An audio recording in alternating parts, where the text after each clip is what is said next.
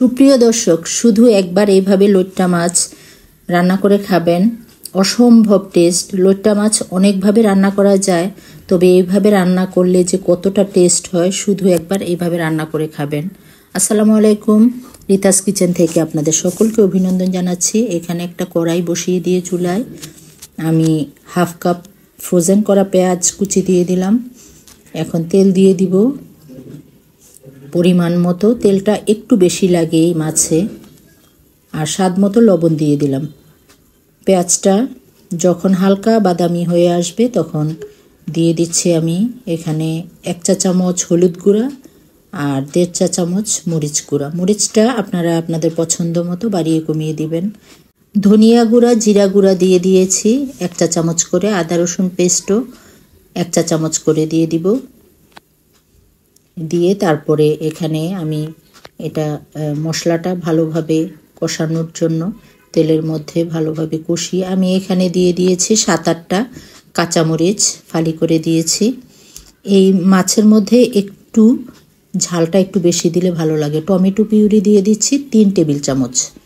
আপনারা চাইলে এই আস্ত যে টমেটোটা সেটাও দিতে পারেন, কিন্তু আমি একটু পিউরি দিয়েছি কারণ টমেটো থেকে পানি যদি বের হয়, এই মাছে অনেক পানি বের হয়, এই জন্য আমি পিউরিটাই ব্যবহার করেছি। এখানে 1 কেজি লইট্টা মাছ আমি ধুয়ে পানি ঝরিয়ে নিয়েছি। আপনারাও অবশ্যই পানিটা আগে ঝরিয়ে নেবেন, না হয় এই মাছের মধ্যে অনেক পানি থাকে।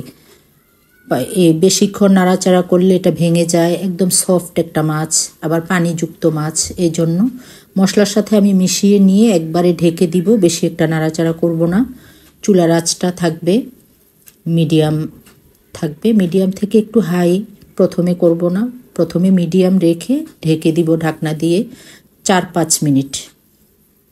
আর নাড়তে হলে নিচ দিয়ে একটু হালকাভাবে আলতোভাবে নেড়ে দিতে হবে। দেখুন কতটা পানি উঠেছে, এই মাছে অনেক পানি উঠে। নেড়ে দিলেই আপনার মাছটা ভেঙে যাবে।